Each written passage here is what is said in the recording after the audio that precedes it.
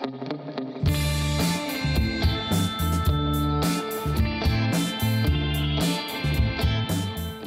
áfram höldum við föstudagsþáttinn á N4 og ætlum að forvitnast klám og karlmennsku næst.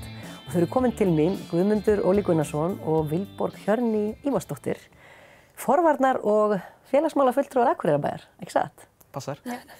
Velkomin. Takk fyrir. Hvað eru þið að brasa þessa dagana? Viljið segja mér það? Við erum alltaf að brasa eitthvað. Eitthvað skemmtilegt? Já, og 1000 ólíka hluti, en helst á dagskrá núna kannski, sem er svona með mest athygli og er málþing sem við erum með næstu viku. Já. Í Hofi, miðvikudaginn, 19. Í Hofi? Hvorum salnum? Hömrum. Já. Og verðum þar með fræðara frá Stígamótum. Já. Og kemur hún Steinunn Gyðu og Guðjónsdóttir. Og Þorsteinn Vaff Einarsson sem er með karlmennskuna. Já. Og Steinunn ætlar að tala klám og afleiðingar og áhrif þess. Þannig að við erum svona, já, við erum að fara af stað með að fræða fullorðna fólkið aðeins. Við erum svolítið alltaf að fræða úlingana og tala við þau. Já, nú viljið þið fá foreldrana. Já, þú veist, það eru allir velkomnir. Allir velkomnir. Horfði ég myndavélina til að segja. Já, flott, já. En já, maður ná svona aðeins að þau áttir sig aðeins á hvað börnin er að gera og málþingið heitir Í hvað heimi búa börnin okkar. Og það er svolítið svona, þau eru í þessum tölvuheimi og þessar klámsíður eru út allt og það er miklar heimsóknir á þá. Og sko tölur frá Íslandi frá 2006, það var meðalaldur barna þegar horfa á klám í fyrsta skipti 11 ára. Það er bara þannig. Þannig að það var frá 2006. Já, það geti hafa færst. Það eru snjallsímar eftir það, sko, þannig að þau hafa greiðan aðgang að öllu efni og við þurfum svolítið bara að átta okkur á hvað það er og hvað þau eru að horfa á. Eins og núna til dæmis, að þetta eru tískur í klámi eins og öllu öðru og núna er svona stjúpmamma og stjúpsonur og það er voða vinsælt í dag til dæmis. Já. Þetta er svolítið brenglegur heimur sem þau eru að skoða þarna.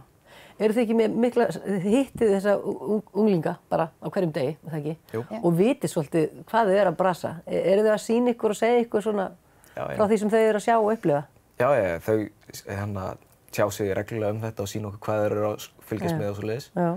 Og við erum líka bara að sjá þetta í hegðun ungmennina núna, sko. Svolítið mikið bylgja núna í svona þessari brenglegri karlmennsku ímynd og hvernig klámi hefur haft áhrif á þeirra viðmið. Og markleysi. Já, markleysi gagnvart hinu kynnu.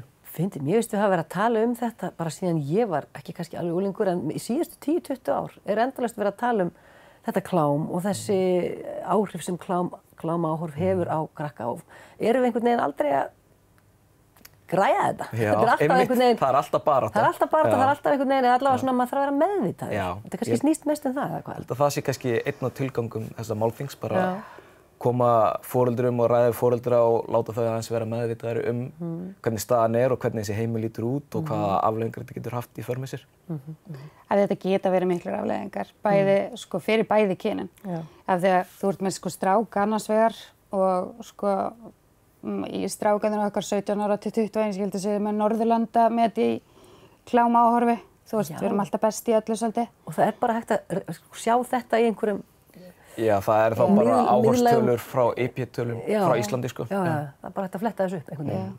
En við erum líka með náttúrulega tölur frá grunnskólum á Akureyri og grunnskólum í Íslandi varðandi klámaáhorf. Og það er náttúrulega það sem okkur finnst að kannski mjög vandræðalegt, ekki vandræðalegt, bara svona ágefni er að strákarnir eru mjög mikið að horfa á klám og meðan stelpurnar eru ekkert að horfa á klám og það myndast rosalega mikið eitthvað svona núningu þar á milli, skilur. Og bara gjá. Já, þær eru ekki með á nótunum, eða ekki sömu nótum og þeir eru með, skilur. Þeir eru náttúrulega að horfa á klám svolítið, þess að verður ýktara, þeir segjum þú byrjir 11 ára, það verður alltaf ýktara og svo ertu með stelpurnar hérna hinum megin og þær eru að horfa á Twilight og Riverdale og meiri svona eitthvað romantík. Love Island núna sem er að horfa. Hugmyndir einhvern veginn. Já, hugmyndir sambönd, sko. Og þetta klassar einhvern veginn. Já.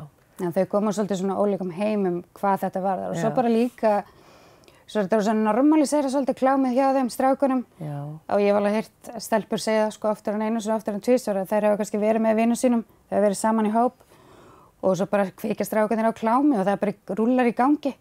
Og þeim finnst það óþægilegt að segja ekki neitt. Og enginn einhvern veginn, þau veit ekki alveg hvar þau geta sett mörkin, mér finnst í lagi þetta. Og á þessum árum þar sem að maður pínu óryggur að finna sér svona stað einhvern veginn, eða bara læra að þekkja sjálfan sig, vill maður kannski ekki vera þessi leiðilegi sem segir, hei, slökku, þetta þora að setja mörk, það er mjög mikilvægt. En svo hvað er klám?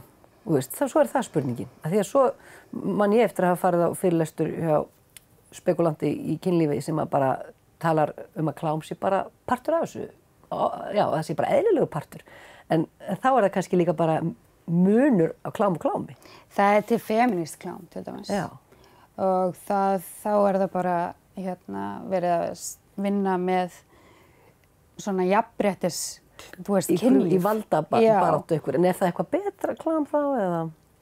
Fólk vill meina það. Ég er svo sem er ekki sérfræðingur í klámi þannig. Klám betra en annað, já, þetta er. En það er... En þetta er einmitt eitt af því sem við getum tekið fyrir bara í umræðinu á málþinginu. Já.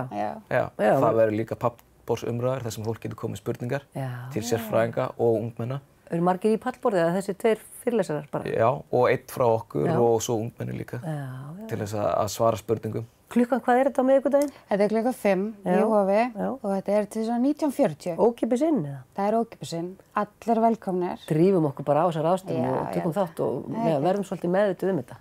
Tölum saman. Takk fyrir að koma og segja okkur frá þessu og gangi ykkur vel. Takk fyrir.